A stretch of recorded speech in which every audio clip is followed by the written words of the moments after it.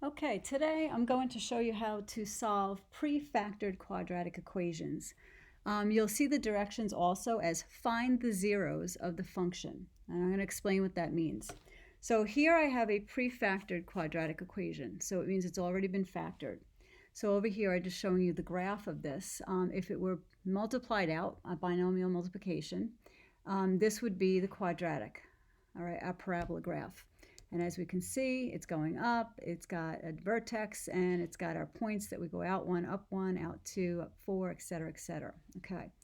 Now, what we're looking at specifically today are the zeros of the function. And the zeros of the function are where our x-intercepts are.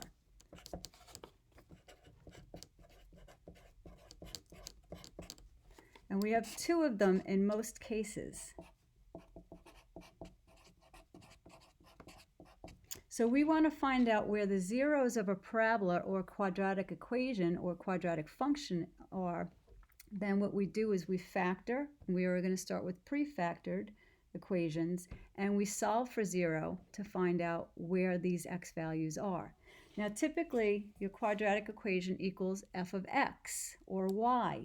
But remember, when we are looking at x-intercepts here and here, the y value is 0.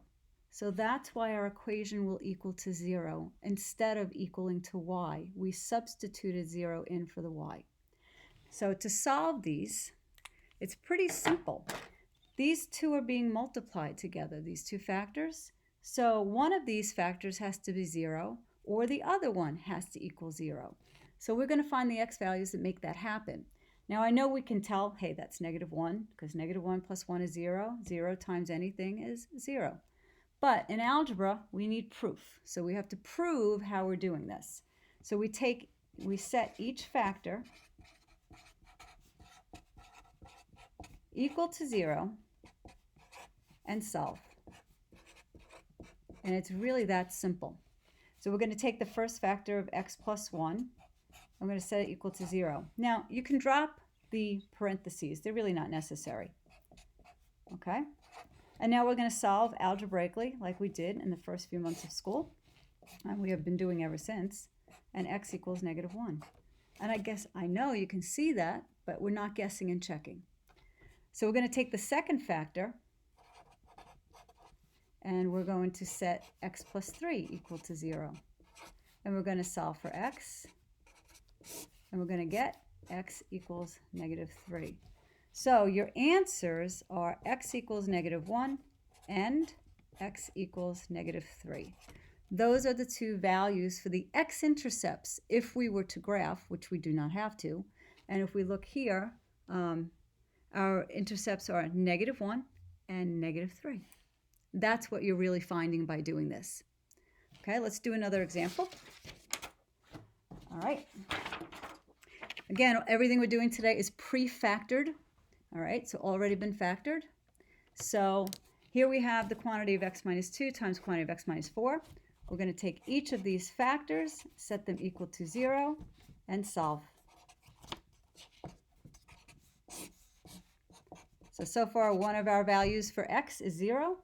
Is 2. So that's my mistake. And we set the other one to 0 and add 4 and add 4. And the other factor gives us a result of x equals 4. So our two x-intercepts are x equals 2 and x equals 4. Let's try another one, because you never know what kind of problems you're going to get to. And we want to make sure that we can do all of them. All right, again, pre-factored. So we want to find out what are the x values that would make this 0 or that 0. So x minus 2 equals 0. So we add 2, x equals +2. We're going to set 3x plus 5 equal to 0. We're going to subtract 5 on each side. 3x equals -5. And we're going to divide by 3 to solve for x. So x equals -5/3. So your answers are x equals 2 and x equals -5/3. Please don't change these into decimal. Or you can leave them as fractions even if they're improper. There's no need to change them to mixed numbers either. Okay, let's try another one. Okay, prefactored, the quantity of 3x plus 4 and the quantity of 2x minus 1 being multiplied.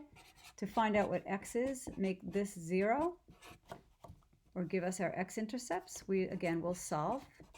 Subtract 4 each side. 3x equals negative 4. Divide by 3. Divide by 3. So x is equal to negative 4 over 3. We're going to take 2x minus 1 and equal it to 0. You're going to add 1 to each side. 2x equals 1. Divide by 2. Divide by 2. X equals 1/2. So sometimes they're not going to be integer values. They can be fractions. Leave them that way, but those are the places where this parabola will cross the x-axis. Okay, and one more here.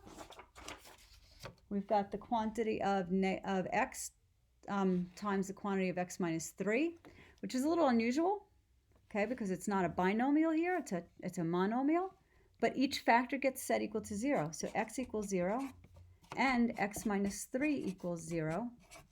Solve this one for x, and x equals 3. So your two answers are x equals 0 and x equals 3. So that is where your parabola would cross the x-axis for that problem. Okay, this one, we have 2x times the quantity 4x plus 7. Again, we'll set each factor equal to 0. So 2x equals 0, divide by 2, x equals 0. Then we set 4x plus 7 equal to 0. We subtract 7.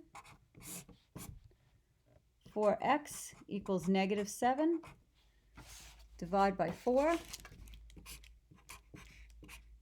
And x is equal to negative 7/4.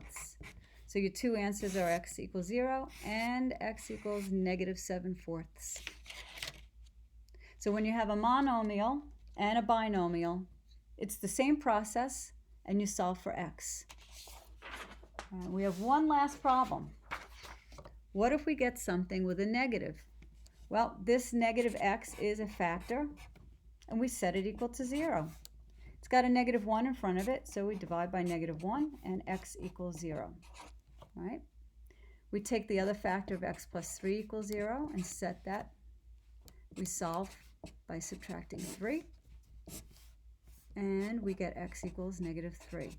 So here our two answers are x equals 0 and x equals negative 3. And that's it for finding the x-intercepts without graphing on prefactored quadratic equations.